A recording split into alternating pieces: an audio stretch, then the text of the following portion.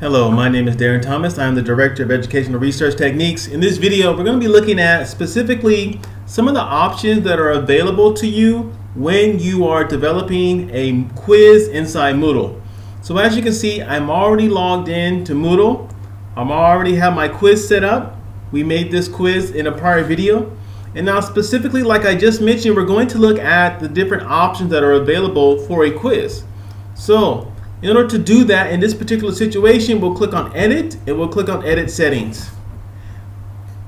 Now, in this video, we're going to look at the first four, I guess you could say, categories or sections of the Moodle quiz features, and then in the future video, we'll look at the last four.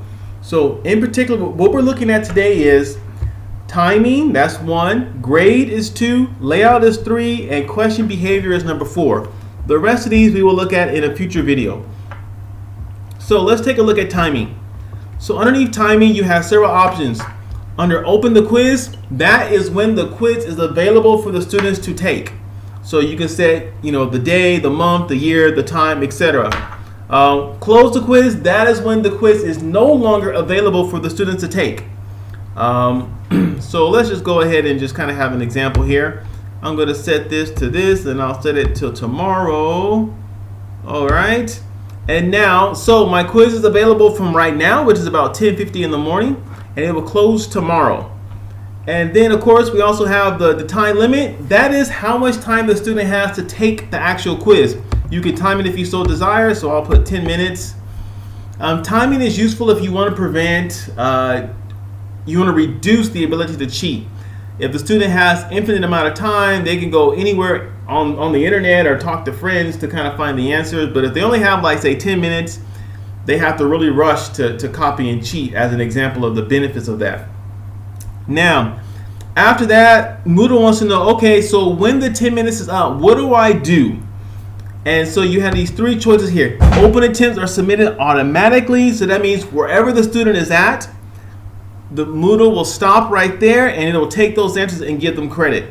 The second choice is you can provide a grace period. This is like, okay, you got 5 more minutes to wrap up your quiz and finish it. Or if you want to be really tough, you can say they must submit before the time expires, otherwise the quiz is not counted. So if they're in the middle of the quiz and the 10 minutes goes up and they don't submit it, well, too bad, they get a 0. That's how that works.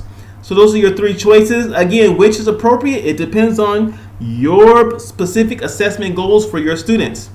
If you choose to have a grace period, which is the second one, you then have to set up the submission grace period right here. And you can give them however many minutes, hours, or weeks, whatever you want. And it says that they can't change their answers, obviously. They just have time to submit. Now, next we have the grade. This should not be all that complicated. You have to pick a category for where you want to put it. This is assuming you're using the Moodle gradebook. You can set a minimum score for passing if you desire. How many times can they take the quiz? It can be unlimited if it's for like assessment purposes, or if it's for for learning purposes. But if it's for assessment, maybe probably only one time.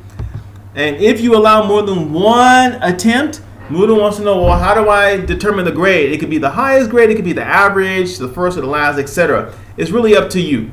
Again, depending on you and your philosophy of teaching and the needs of your students. So those are how it works. Normally, if you're using it for a test, you allow them to take it one time, which that means that, of course, as you can see this turn gray, that the grading method is doesn't matter because there's only one chance. Let me make this a little bit bigger for you, so you can see that this is grayed out now. But if I set it to unlimited, it's available again. Next one, number 3, is the layout. Now, this is a little bit more important. The layout has to be how many questions per page. I recommend 1 question per page because when they click the submit button or when they click to go forward, Moodle will save their response to the current question they just answered. If you put words like, okay, I want to have 10 questions on every page, well, if the computer crashes, if the internet stops working, when the student is not able to save their progress, they will lose 10 questions instead of 1. So I cannot think of any reason where you would not want 1 page per question, but I highly recommend it. A second option that is available under layout is the navigation. It could be free or sequential.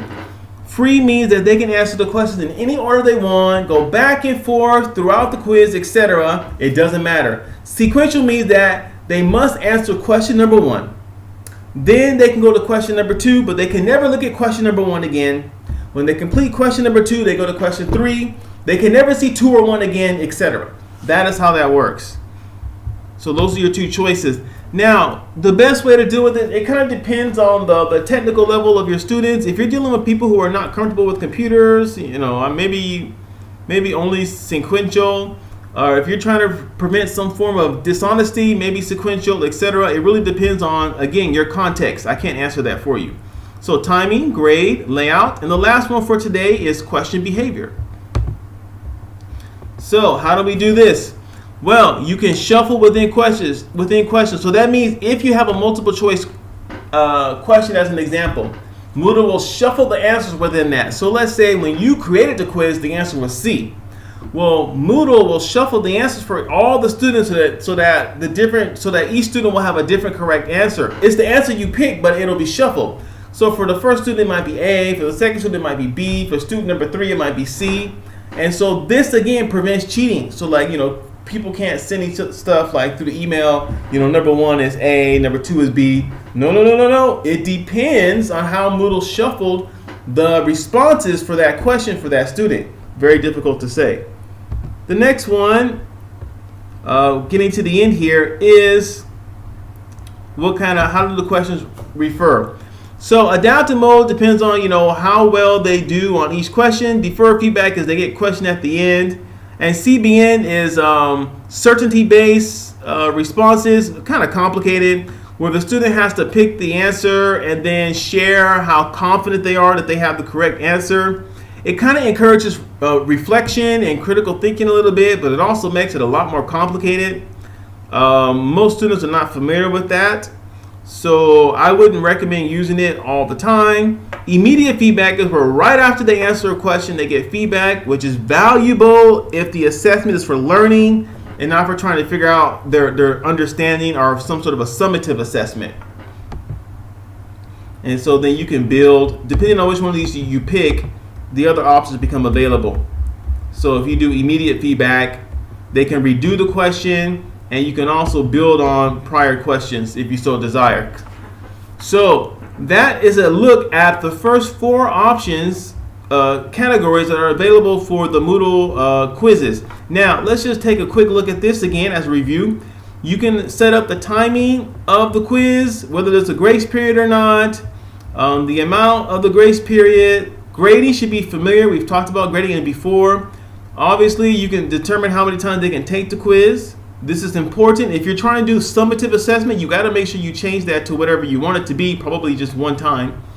And then the layout, every question should get its own page, in my personal opinion, and then the behavior of the questions. So before we wrap up this video, let's take a look at the quiz from the student's perspective. Uh-oh, something's missing. Let's take a look at this from the students. Oh, yes. Okay, let me just turn that off. Sorry about that. And here we go. Oh, you have to set it to at least 1 minute. Excuse me. So let's take a look at this now. All right. So this is what the quiz kind of looks like for a student. Make this a little bit bigger for you. So we have the time that it is open, the time that is closed, how much time it takes to complete the quiz, and the grading method, the highest grade that they're going to ever get. And so then they would click on this. They wouldn't see the preview button. They would just say, a button that says, take the quiz. But because of my administrative privileges, that's why I'm able to see that. If I change to student, it'll look slightly different. So now I attempt the quiz. So there you have it. That's how you set up the first 4 types of options that are available in setting up a Moodle quiz, the grading and the timing and the layout and the question behavior. We hope that this video was useful in helping you to understand how these options work in Moodle. When you're trying to decide on what type of options to use, you have to consider the goals and the purpose of your assessment. That is what shapes and determines how you use the options that are available for the Moodle quizzes. If you don't know what you're trying to do, Moodle is just going to give you too many choices in which you cannot make a decision. So we hope that this video was useful for you, and take care.